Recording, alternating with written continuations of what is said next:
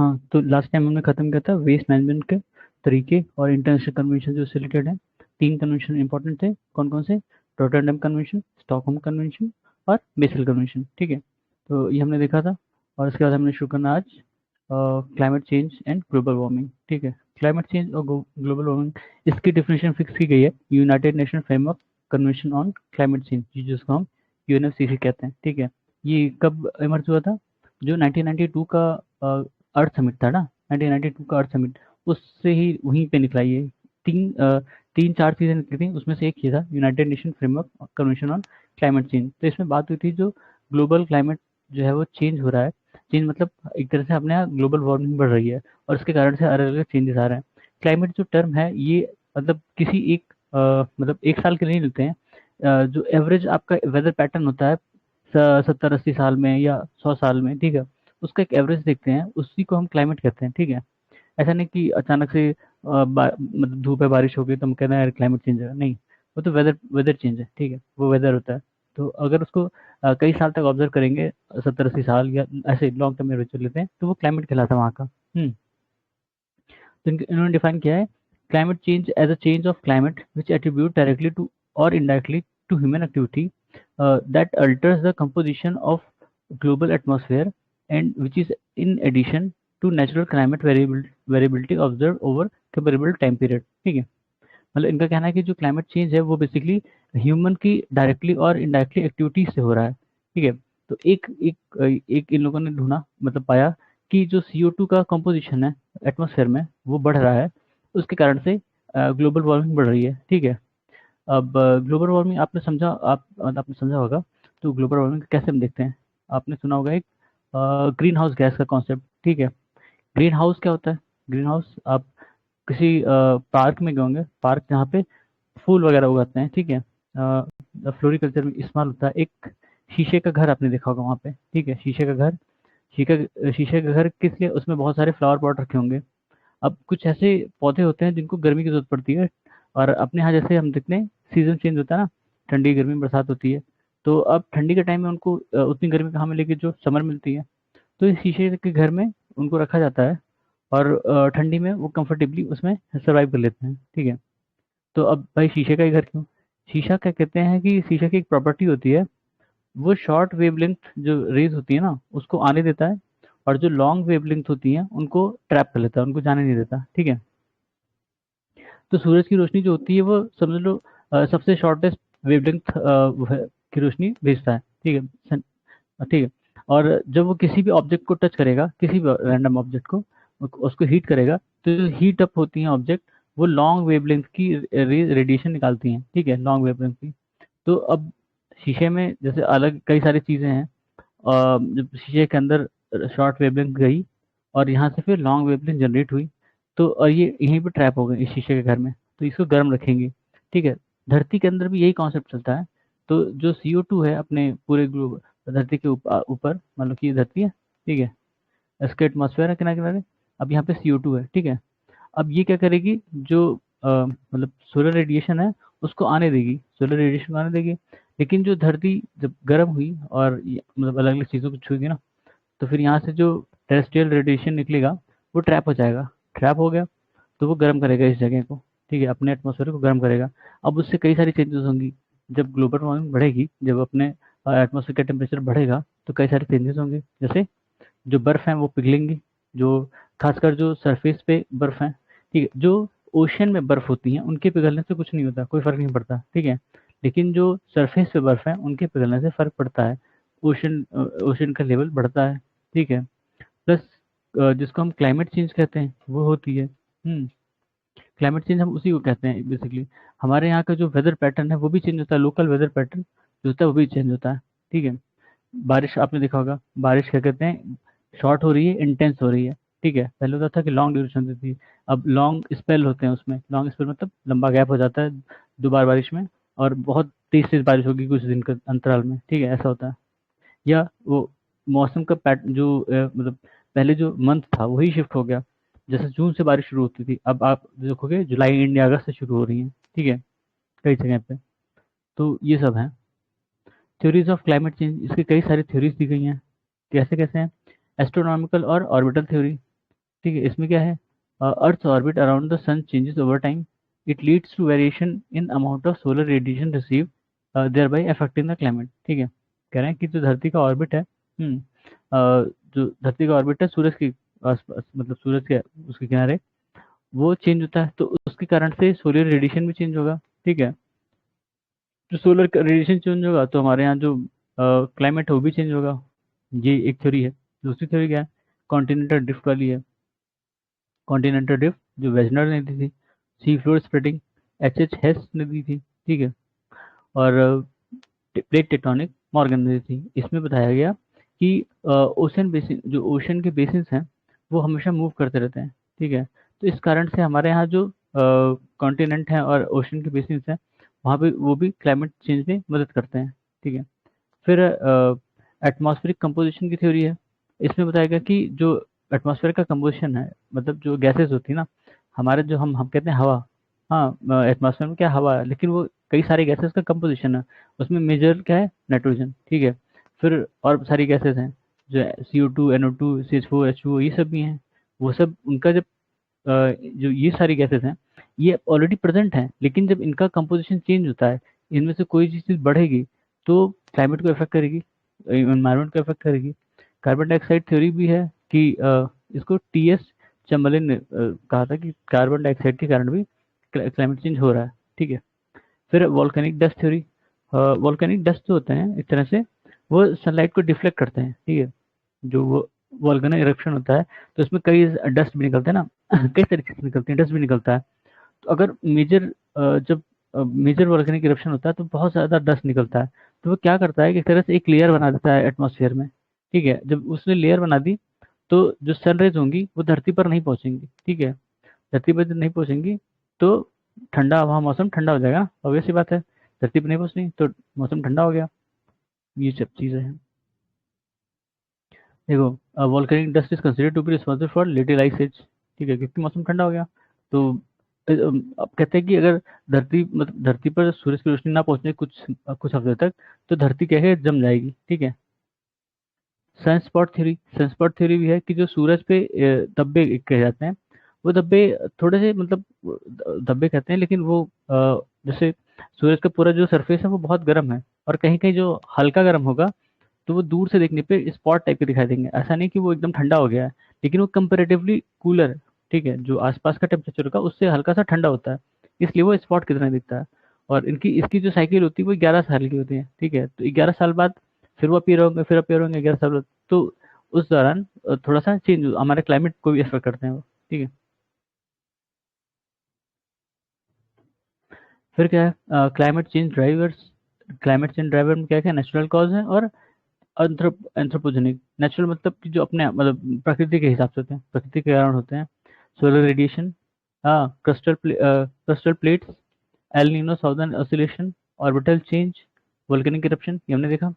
Anthropogenic cause में GHG emission, green house gas emission. ठीक है, ग्रीन हाउस गैस जैसे अभी हमने एग्जाम्पल लिया कार्बन डाइऑक्साइड का। ठीक है, और भी सारी हैं, मिथेन वगैरह हैं। ठीक है, फिर changes in land use pattern. Land use pattern change मतलब, अब मान लो कि जंगल है। ठीक है, जंगल एनवायरनमेंट को बैलेंस करने में मदद करता है। अब आपने जंगल काट के वहाँ खेती करनी शुरू कर दी, खेत खेत थोड़ी बैलेंस कर पाएगा मौसम को, तो दिक्कत है। तो ये जो लैंड यूज पैटर्न चेंज हुआ है उसके कारण से भी दिक्कत आ सकती है। डिफॉरेस्टेशन उसी का एग्जाम्पल है। ठीक है, इंक्रीजिंग लाइव स्टॉक फार्मिंग।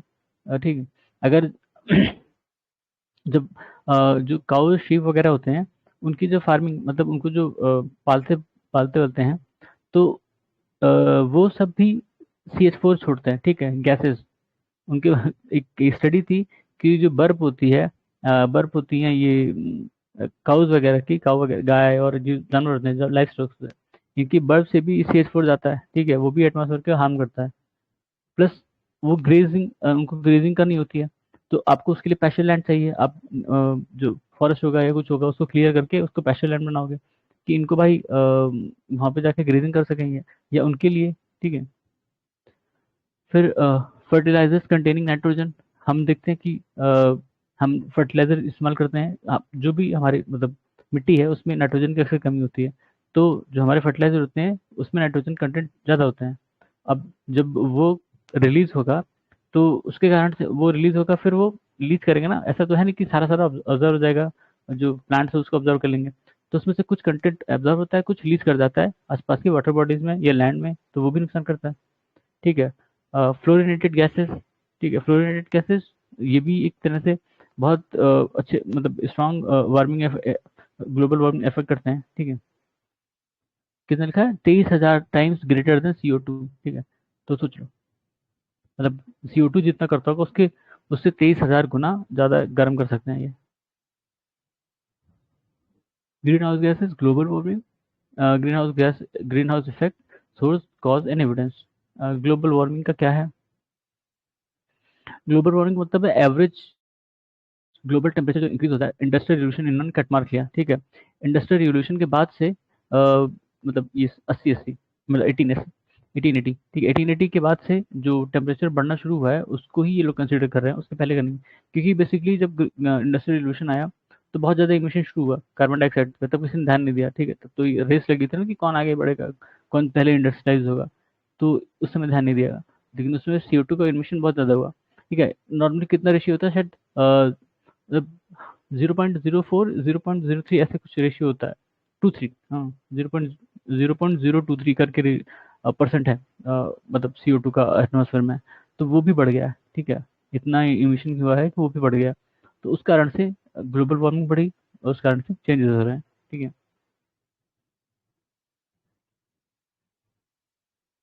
ये इन्होंने एग्जाम्पल के थ्रू ऐसे मतलब ग्राफिक के थ्रू समझाया है कि कैसे होता है। देखो जो सनरेज है, सनरेज आई धरती को हिट करी। अब धरती को हिट करेंगे तो उसके बाद क्या होगा, वो जो सरफेस है वो गर्म होगा। जब सरफेस गर्म होगा तो वो टेरेस्ट्रियल रेडिएशन छोड़ेगा। टेरेस्ट्रियल रेडिएशन हवा में जाएगा। अब CO2 है, ठीक है, यहाँ पे CO2 है आपके एटमोसफेयर में। CO2 इसको बाहर नहीं जाने देगा। नॉर्मली इसका इंटेंशन होता है जो जो भी टेरेस्ट्रियल रेडिएशन होगा बाहर की तरफ जाएगा स्पेस में, ठीक है, और वहाँ पे एब्जॉर्ब हो जाएगा। लेकिन अगर वो बाहर नहीं गया, अंदर ही रह गया, ट्रैप हो गया, ठीक है, तो क्या करेगा, वापस धरती को गर्म करेगा। अब धरती गर्म हो गई और तो वो और छोड़ेगी, और गर्म हुई और छोड़ेगी, ऐसे तो और बढ़ता जाएगा। ठीक है। Green house gases source and cause, where do green house gases emission from, कहाँ कहाँ से निकलती हैं? इलेक्ट्रिसिटी एंड हीट से 25%, बिल्डिंग से 6.4%, food waste 6.7%, other energy sources 9.6%, agriculture land से देख लो भैया 20.4%, एग्रीकल्चर और लैंड से, और इंडस्ट्री से 17.9, ट्रांसपोर्टेशन से 14%।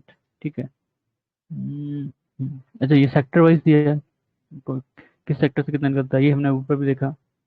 हम्म, फिर ये गैसेस हैं जो जिनके कारण से ग्रीन हाउस मतलब वो ग्रीन हाउस इफेक्ट होता है। तो कार्बन डाइऑक्साइड तो सबको पता है, CH4 देख लो, N2O, ठीक है, nitrous oxide, PFCs, fluorofluorocarbon, sulphur hexafluoride, और HFCs। HFCs इंपॉर्टेंट है, इसको बाद में देखेंगे, ये शायद हमने देख लिया है। ठीक है। ओजोन जो ओजोन डिप्लीशन था उसमें देखेंगे। हम्म, तो इसका मतलब इसका इसको इंट्रोड्यूस किया गया था HFCs को, कि वो CFCs को रिप्लेस करने के लिए। ठीक है। CFC को रिप्लेस करने के लिए HFC को इंट्रोड्यूस किया गया था। लेकिन पाया गया कि ये जो HFCs हैं ये पोटेंट ग्रीन हाउस गैस है। ठीक है। तो अब इसको भी रिप्लेस करने की बात हो रही है। हम्म। फिर ग्लोबल वार्मिंग पोटेंशियल, कि ग्लोबल वार्मिंग कौन कितना जो है ग्लोबल वार्मिंग कर सकता है। ठीक है। कार्बन डाइऑक्साइड 76%, ये टोटल है शायद, टोटल करते हैं how much each human cause green house gas, human cause green house gas, अब इसका पता नहीं क्या है। कार्बन डाइऑक्साइड, अच्छा, ह्यूमन की वजह से कितना इमिशन हुआ है वो बता रहे हैं। कार्बन डाइऑक्साइड 76%, सबसे ज़्यादा हमने कार्बन डाइऑक्साइड ही इमिट किया है। फिर मीथेन है, फिर नाइट्रस ऑक्साइड है, फिर फ्लोरेटेड गैस है। ठीक है। Global warming potential of human generated green house is measured, how much heat gas heat how much heat each gas traps in atmosphere relative to carbon dioxide. ठीक है। ये कार्बन डाइऑक्साइड के relation में सबसे ज़्यादा फ्लोरिनेटेड गैसेज जो हैं। ठीक है। वो कौन सा था, ये तो था SF6। ठीक है। SF6 ऐसे मान लो है, SF6। हाँ, तो ये कितना है देख लो, 1000 से 10,000 टाइम्स। फिर क्या है, nitrous oxide 300, methane 25, carbon dioxide 0 या 1 मान लो, 1 पे है। ठीक है। तो इसके कंपैरिजन में ये सारे हैं। तो अगर कार्बन डाइऑक्साइड 1 पे है तो मीथेन 25 पे है, नाइट्रस ऑक्साइड 300 पे है, और जो फ्लोरिनेटेड गैसेज हैं वो 1000 से 10,000 तक है। ठीक है। Global warming potential was developed to allow comparison of global warming impact of different gases. It is a measure of how much energy and the emission of one ton gas will absorb over a given period of time relative to emission of 1 ton of carbon dioxide. ठीक है, carbon dioxide के comparison में है ये जो global warming potential है. ठीक है, global warming potential carbon dioxide के कंपेरिजन में है कि अगर 1 टन जो है कार्बन डाइऑक्साइड को मतलब कि x x x amount radiation करता है, रेडिएशन ट्रैप करता है, तो बाकी जो गैसेस हैं वो उनका 1 टन अगर लेंगे तो वो कितना ट्रैप कर सकेंगे. ठीक है, ऐसा है. ये ऐसा इससे ज़्यादा समझ में आएगा. टेबल दिया गया है, कार्बन डाइऑक्साइड 1 मान लो, इसका जो क्या है ग्लोबल वार्मिंग पोटेंशियल. ठीक है, कार्बन डाइऑक्साइड का 1 है तो उसके कंपेरिजन में दिया है. तो मीथेन का कितना है 21, अभी ऊपर 25 था, मतलब 21 टू 25 मान सकते हो. Nitrous oxide 310. हाँ, और हेक्साफ्लोरो कार्बन, हाइड्रोफ्लोरो 150 टू 11,700. बढ़िया भाई. पर फ्लोरोकार्बन ये कितना 6,500 टू 9,200. और सल्फर हेक्साफ्लोराइड ये 23,900. ठीक है, 23,900 मतलब 24,000 समझ लो. काफ़ी दिन चल सकते हैं. फिर ग्लोबल वार्मिंग एविडेंस, इसमें मतलब कैसे पता चला कि ऐसा हो रहा है, जो क्या कहते हैं अगर ग्लोबल वार्मिंग हम कह रहे हैं ना कि धरती गर्म हो रही है, तो इसका क्या एविडेंस है. तो इसमें एटमॉस्फेयर पहले इन लोगों ने ऑब्जर्व, सब ऑब्जर्वेशन से ही है. तो पहला एटमॉस्फेयर में क्या ऑब्जर्व किया कि जो ट्रोपोस्फेयर है वो वार्म हो गया है, और जो लोअर स्ट्रेटोस्फेयर है वो थोड़ा ठंडा हो गया. ठीक है. प्रेसिपिटेशन हैज लाइकली इंक्रीज, मतलब जो बारिश वगैरह होती हैं वो बढ़ गई है 2000 मतलब 1901 से. इन लोगों ने ऑब्जर्व किया वेदर पैटर्न. ठीक है. फिर ocean warming dominate the increase in energy stored in climate system, accounting for more than 90% of energy accumulated between 1971 and 2010, with only about 1% stored in atmosphere. The ocean warming is largest near the surface period. ठीक है. मेरा कहना है कि ocean warming से भी इन्होंने पता लगाया कि जो सरफेस टेम्परेचर है वो एटमॉस्फेयर टेम्परेचर वो बढ़ रहा है. ठीक है, क्योंकि ये ओशन जो है वो एब्जॉर्ब करते हैं ग्लोबल हीट को, लेकिन इनकी भी एक कैपेसिटी है, उससे ज़्यादा नहीं कर सकते. फिर क्रायोस्फीयर, जो ग्रीनलैंड, अंटार्कटिक आइस शीट्स हैं, आर्कटिक आइस हैं, ग्लेशियर्स हैं, ये धीरे धीरे कम हो रही हैं, श्रिंक हो रही हैं. ठीक है, पहले ज़्यादा दूर तक थी, अब ये कम हो रही हैं क्योंकि वो बाकी जो एरिया है वो पिघल गया ना, तो ये कम हो रही है. सी लेवल राइज हुआ है कितना 0.19 मीटर 1901 से 2010 के बीच में 0.19 मीटर बढ़ गया है. फिर क्या है, आईपीसीसी की रिपोर्ट है, उसमें क्या इन्होंने देखा हाई माउंटेन रीजन्स, अच्छा अलग अलग जगह कैसे इफेक्ट किया है हाई माउंटेन रीजन्स पर. Sea ice on at earth pole, permafrost क्या होता है कि जो जगह 2 साल तक लगभग वहाँ पे बर्फ जमी रहा है किसी एक लैंड पर. ठीक है, वो परमाफ्रॉस्ट कहलाता है. और ओशंस, ठीक है, oceans what is ozone depletion, ये हमने देखा था. ओजोन डिप्लीशन नहीं देखा तो देख लेते हैं. हम्म. The main reason for ozone layer depletion is believed to be CFCs, chlorofluorocarbon, also known as freons. ठीक है, CFCs are released in atmosphere. They mix with atmospheric gases and eventually reach the stratosphere. In the stratosphere, they get broken down by powerful UV radiation, releasing chlorine, a free radical. The chlorine radical are continuously regenerated and cause the breakdown of ozone. ठीक है, इसमें क्या कर रहा है कि जैसे जो CFCs होती हैं, CFC होंगी. अब ये जब ये एटमॉस्फेयर में पहुंच जाती हैं, खासकर स्ट्रेटोस्फेयर में, तो वहाँ वहाँ क्या होता है कि स्ट्रेटोस्फेयर तक यूवी रेडिएशंस आती हैं. ठीक है, जो सन की यूवी रेडिएशन है बहुत बहुत गर्म होती है, बहुत पावरफुल होती हैं. तो उनके कारण से क्या होता है कि वो यूवी रेडिएशन इसको खासकर जैसे ओजोन मॉलिक्यूल है O3, ठीक है, इसको तोड़ता है. ठीक है, तो O2 प्लस O ऐसे वो बनता रहता है, बनता बिगड़ता रहता है. ठीक है, और जो CFCs हैं इसका भी CFCs को भी तोड़ता रहता है. हम्म. अब मतलब इसमें क्लोरोफ्लोरोकार्बन है तो Cl और मतलब ऐसे करके है Cl CFC जो भी है. ठीक है, क्लोरोफ्लोरोकार्बन, Cl फ्लोराइड और कार्बन होगा. ठीक है, तो अब इसको भी जब ब्रेक करेगा तो ये क्या होता है कि इसमें क्लोराइड अलग हो जाएगा और यहाँ से ऑक्सीजन अलग हो जाएगा और ये मिल जाते हैं। जब ये मिल गए तो ऑक्सीजन, ये जो O3 था, अब यहाँ से क्या कहते हैं, एक ऑक्सीजन निकल गया तो O2 बन गया, तो ओजोन कम हो गया ना यहाँ पे। ठीक है, ओजोन कम हो गया। अब दिक्कत वही है कि ऐसे होता है ज़्यादा वहाँ पे अमाउंट ये CFCs पहुँचेंगे तो ज़्यादा ये सब बनेगा, ClO वगैरह। ठीक है, तो इससे क्या होगा कि यहाँ पे जो मतलब ओजोन है वो कम होने लगेगा। अब जब ओजोन कम होने लगा तो जो ये UV रेडिएशंस होती हैं जिनको मतलब जिनको ये रोकता है ओजोन। ठीक है, ओजोन UV रेडिएशन को रोकता भी है, एब्जॉर्ब कर लेता है ना। तो अब दिक्कत क्या है कि अब वो ओजोन खत्म हो गया तो रोक नहीं पाएगा। अब वो जो यूवी मतलब अल्ट्रावायलेट रेडिएशंस हैं वो सीधे धरती पर आएंगे। ठीक है, धरती पर आएंगे, धरती को वार्म करेंगे, तो अलग नुकसान है। ठीक है, और UV रेस अगर ह्यूमन पे पड़ेंगी तो वो और नुकसान करती हैं, कैंसर तक कर देती हैं। प्लांट्स पे पड़ेंगी तो उनको भी जला देंगी, उनको भी नुकसान करेंगी।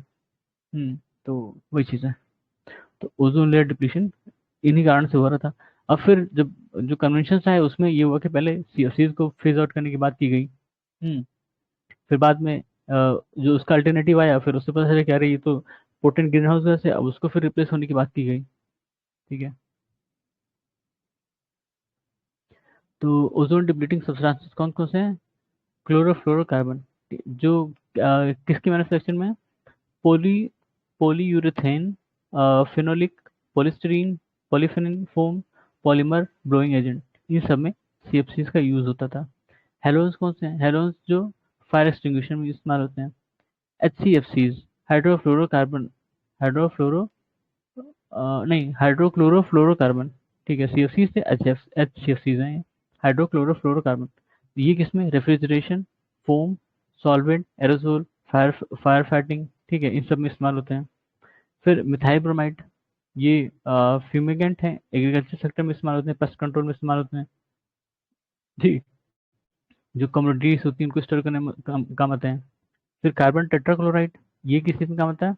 क्लोरीनेटेड सॉल्वेंट, जो इंडस्ट्रीज में इस्तेमाल होती हैं या फीड स्टॉक में इस्तेमाल होती हैं। ठीक है, मिथाइल क्लोरोफॉर्म, ये कोल्ड क्लीनिंग है। ठीक, कोल्ड क्लीनिंग में इस्तेमाल होता है, या वेपर डिग्रेजिंग, केमिकल प्रोसेसिंग, एडेसिव, इन सब में इस्तेमाल होता है एज में मिथाइल क्लोरोफॉर्म। ठीक, और क्या है? नाइट्रोजन ऑक्साइड्स, ये जब कोई थर्मोन्यूक्लियर वेपन का एक्सप्लोजन होता है तब, या इंडस्ट्रियल इमिशन से, या एग्रीकल्चर फर्टिलाइजर से होता है। ठीक है, हाँ ये इंपॉर्टेंट है। Role of polar vortex, polar stratospheric clouds, role of polar stratospheric cloud. ठीक है, जो स्टेट एटमॉस्फेरिक मतलब ये अंटार्कटिका, आपने देखा होगा कई बार न्यूज़ में कि अंटार्कटिका पे सबसे ज़्यादा ब्लैक होल, मतलब ये ब्लैक होल कह रहे हैं, ओजोन होल देखने को मिलता है, और वो काफ़ी बड़ा हो जाता है ठंडियों के टाइम खासकर। ठीक है, तो उसका रीज़न था जो ये पोलर वर्टेक्स होते हैं। ठीक है, पोलर वर्टेक्स एक्यूमुलेट करते हैं उस वहाँ पर जो हवा होती है।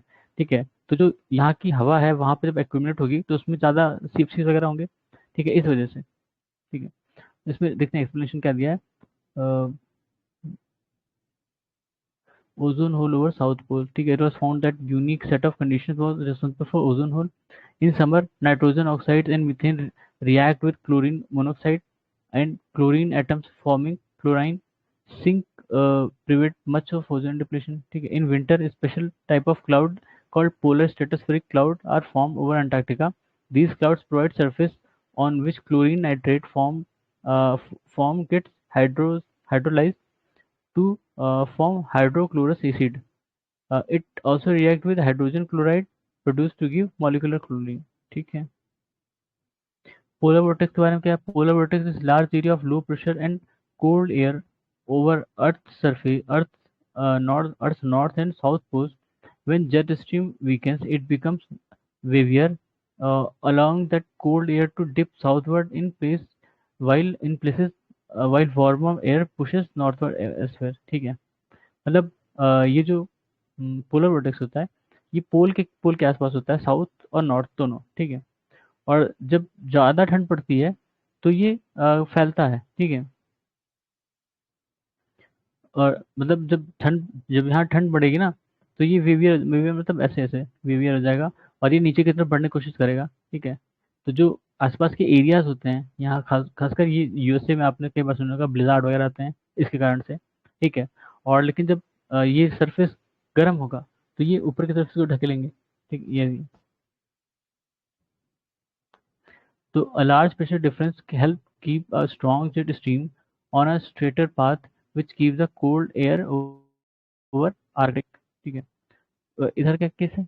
When jet stream weaken, it become wobblier, allowing cold Arctic air to move southward. ठीक है। जब जेट स्ट्रीम कमजोर पड़ जाता है तो ये जो कोल्ड एयर है वो नीचे की तरफ भागती है ना, साउदर्न साउथ। ठीक है। फिर environmental effect of ozone depletion, क्या क्या इफेक्ट हो सकते हैं ओजोन डिप्लीशन के। ठीक है। तो ओजोन डिप्लीशन के कारण क्लाइमेट चेंज हो सकता है। हाँ, क्लाइमेट चेंज बताया। फिर increase UV radiation reaching earth surface.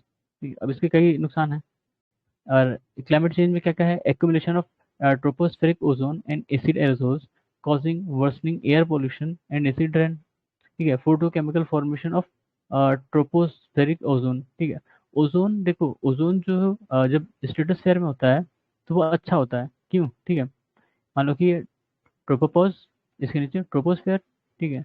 ये स्ट्रेटोस्फेयर, स्ट्रेटोस्फेयर में यहाँ तक है समझ लो स्ट्रेटोस्फेयर, तो ये अपर स्ट्रेटोस्फेयर, ये लोअर स्ट्रेटोस्फेयर। तो जो ओजोन होता है ये अपर स्ट्रेटोस्फेयर में होगा। ठीक है, अपर पार्ट में होगा। वहां पे वो जो रेडिएशन होती है उनको रोकता है, यूवी रेज को रोकता है। यहाँ पे ओजोन उधरी जो है अच्छा है। लेकिन जब ये ट्रोपोस्फेयर में आ गया, ठीक है, अगर ओजोन ट्रोपोस्फेयर में आ गया, ठीक है, यहाँ पे अगर ट्रोपोस्फेयर में आ गया तो ये पॉल्यूशन की तरह काम करता है। ठीक है, ये नुकसान करता है।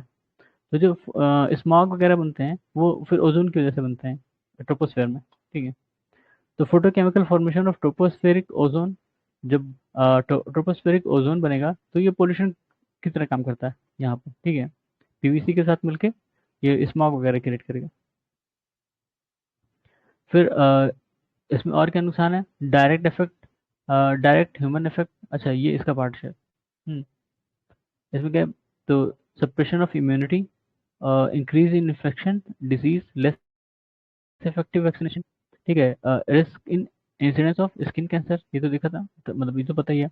Eye damage, increase incident of cataract and blindness. ठीक है। Damage to material, plastic, paint, rubber, damage to biological link in human and human food chain. ठीक है।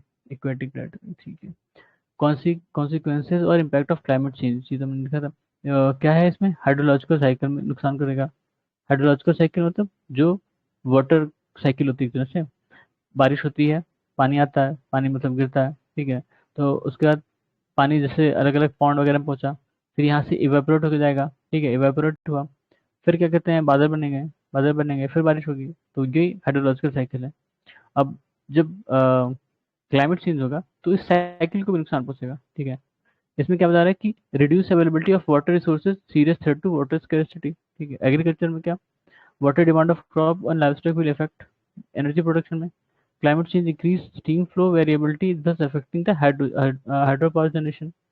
Municipal service में increased temperature can also encourage presence of algal bloom and cyanotoxin, thus needing additional and new treatment methodologies. Fresh water ecosystem, तो इसमें बता रहे हैं कि जो फ्रेश वाटर स्पीशीज हैं उनको नुकसान पहुंचेगा। लिविंग प्लानट इंडेक्स में देखा गया कि एवरेज 15-50% डिक्लाइन। ठीक है। फिर ये अलग अलग बता रहा है कि हॉटर ड्रायर कंडीशन, ये इंटीरियर वेस्ट है, और hotter wetter condition interior north east and coast, ये भी इफेक्ट ही है उसी का। ठीक है। फिर impact on ocean, ocean warming, अगर ओशन वार्मिंग होगी तो क्या दिक्कत है? बहुत सारी दिक्कत है। मरीन एनिमल्स जो होते हैं उनको इफेक्ट होगा, प्लस जो आपके कोरल रीफ है, कोरल रीफ की ब्लीचिंग होगी। ठीक है, वो दिक्कत है। प्लस इनकी जो ग्लोबल हीट को ऑब्जॉर्व करने की क्षमता है वो भी इफेक्ट होगी। ये सारी चीज़ें हैं। अगर मतलब ग्लोबल टेम्परेचर बढ़ेगा तो क्या क्या हो सकते हैं? जैसे बताया कि climate change lead to more stable stratification of layer by density which promote more oxygen minimum ozones, oxygen minimum zones. अच्छा, कह रहे हैं कि अगर क्लाइमेट चेंज हुआ तो स्टेबल स्ट्रेटिफिकेशन हो सकता है लेयर का डेंसिटी में। जो आपने समुद्र देखे हैं, तो समुद्र में जो पानी की लेयर होती है ना, उसमें देखोगे कि टेम्परेचर में थोड़ा सा अंतर होता है, कि ऊपर थोड़ा सा गर्म है, फिर नीचे जाके हल्का हल्का ठंडा होता है, और फिर एक ऐसे चेंज होता है, ठीक है। एक मतलब जीरो नहीं होगा, लेकिन वो जीरो के साथ बढ़ता रहेगा, ठीक है। तो वो जीरो नहीं होता, जीरो का तो जम जाएगा।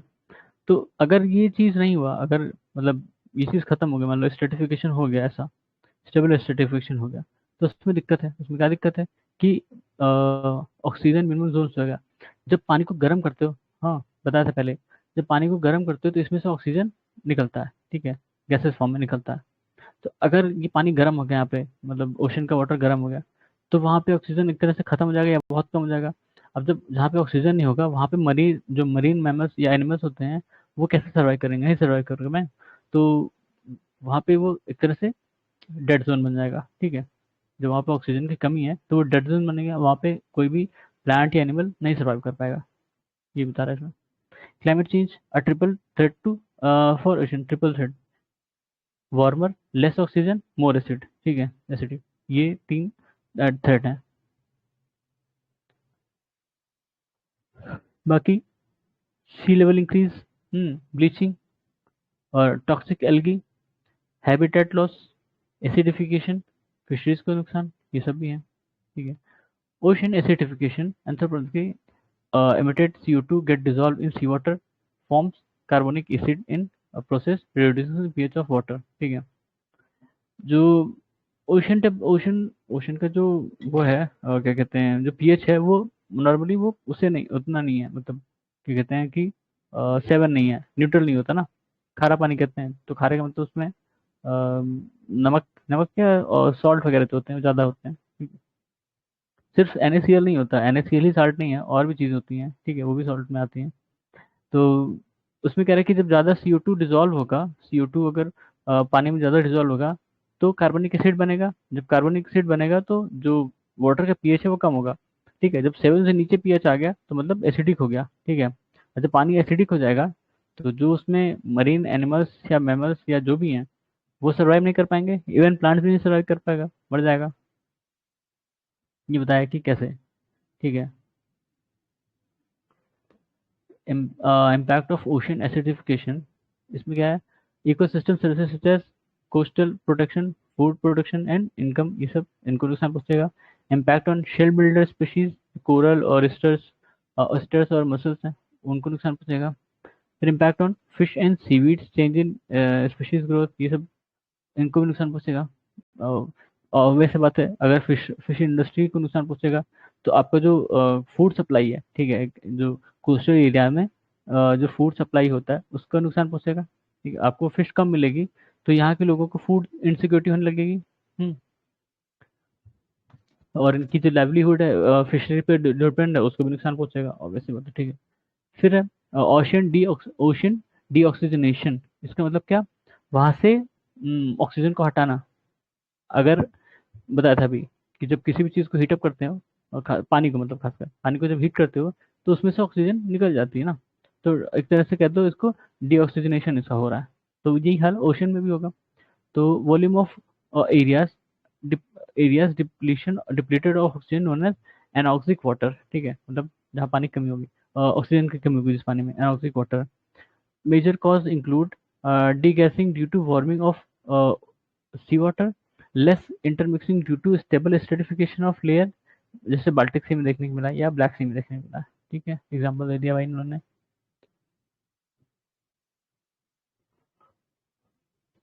ये ग्राफ के थ्रू समझाया कि कैसे होता है, ठीक है। Impact on food security, food security अभी हमने देखा कि कैसे, climate and atmosphere, temperature, precipitation, carbon dioxide, ozone. Carbon dioxide देखो एक विलन है कि ये इसके कारण से ग्रीन हाउस गैस, मतलब ये पोटेंट ग्रीन हाउस गैस है, तो हमारे जो धरती का टेम्परेचर बढ़ रहा है।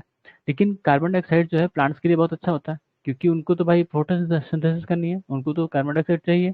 तो दिन में तो उनके लिए अच्छी चीज़ है कि कार्बन डाइऑक्साइड वहाँ पे है, लेकिन फिर जब उनको काम नहीं पड़ेगा, जैसे रात में, तो दिक्कत है, ठीक है। तो वो ग्लोबल वार्मिंग बढ़ाएगा। फिर नॉन क्लाइमेट फैक्टर्स हैं, soil fertility, irrigation, fertilizer, demography, economics और सोशल पॉलिटिक्स, ठीक है। प्रोडक्शन में क्या है, एस्पेक्ट क्रॉप, ये सब है। रिस्पॉन्स, डाइवर्स एंड रिस्पॉन्स, ठीक है। देखा the multiple adverse impact of global warming and climate change on food production, क्या क्या नुकसान है वो बता रहे हैं फूड प्रोडक्शन पे। ग्लोबल वार्मिंग के कारण क्या क्या है, हीट वेव्स है, ड्रॉट पड़ेगा, सूखा पड़ेगा, ठीक है।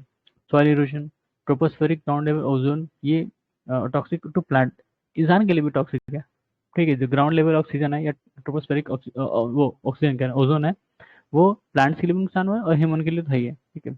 Weeds more and resistant, paste more resistant, plant disease, ठीक है। सॉइल सेलिनेशन, ये सब ग्लोबल वार्मिंग के कारण हो सकता है। क्लाइमेट चेंज के कारण क्या, सीजनल वेरिएशन, आपको जैसे हमारे यहाँ जो फूड क्रॉप्स, जो क्रॉप्स लगाई जाती हैं, वो एक फिक्स सीजन में लगाई जाती है ना, रबी खरीफ हम देखते हैं। अब जब ये इसमें वेरिएशन होगा तो कंफ्यूजन होगी कि कब लगाया जाए, ठीक है। और प्लस मान लीजिए आपने लगा भी दिया उसने हिसाब से, समझ के हिसाब से। अब जिस टाइम आपको हार्वेस्ट करना है उस टाइम मान लो कि टेम्परेचर कम होना चाहिए, अब ज़्यादा टेम्परेचर है या बारिश हो रही है तो दिक्कत हो जाएगी, आपका जो क्रॉप है वो खराब हो जाएगा, ठीक है। फिर पावरफुल स्टॉर्म्स, ये भी नुकसानदेह होते हैं खेत वगैरह के लिए। टोरेंशियल रेन्स, टोरेंशियल रेन बहुत तेज बारिश होती है। फ्लड्स देखा है, water log land, soil erosion, ठीक है, ये सब क्लाइमेट चेंज की वजह से हो सकता है। Socio economic impact of climate change, ये बता रहे हैं कि क्या इम्पैक्ट पड़ेगा सोशियो इकोनॉमिक। तो ये सारी चीज इंटर रिलेटेड है। आप नहीं भी जानते होंगे, मतलब नहीं भी पढ़े होंगे तो बस आप थोड़ा सोचेंगे और समझ में आ जाएगा कि क्या चीज़ को कैसे नुकसान कर रहा है ये, ठीक है।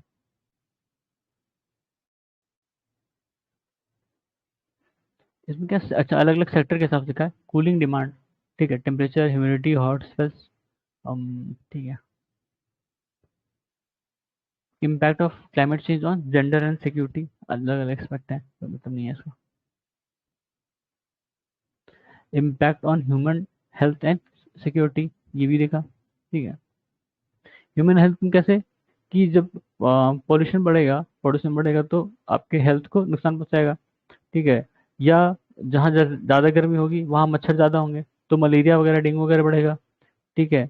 एयर पोल्यूशन होगा तो रेस्पिरेटरी डिसीज बढ़ेंगी, ठीक है। या वाटर क्वालिटी खराब होगी, जब अगर जो जो सी लेवल जब बढ़ेगा, ठीक है, तो आप कह सकते हो कि वो जो सी वाटर है वो भी लीच करेगा, जो हमारे ग्राउंड वाटर है उसमें। तो ग्राउंड वाटर में जब सी लेवल, सी का पानी आएगा तो वो क्या कहते हैं, वाटर क्वालिटी डिग्रेड होगी, ठीक है। बाकी फूड सिक्योरिटी वाले ऊपर देखा ही है।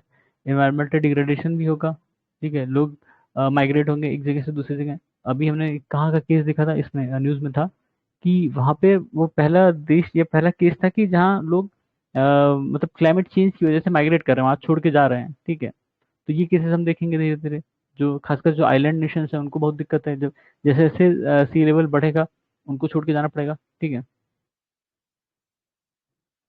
Impact on urban and rural areas, अच्छा, दोनों जगह अलग अलग इम्पैक्ट हो सकते हैं, जरूरी नहीं, क्योंकि दोनों के ऑक्यूपेशन और रहन सहन अलग है, ठीक है।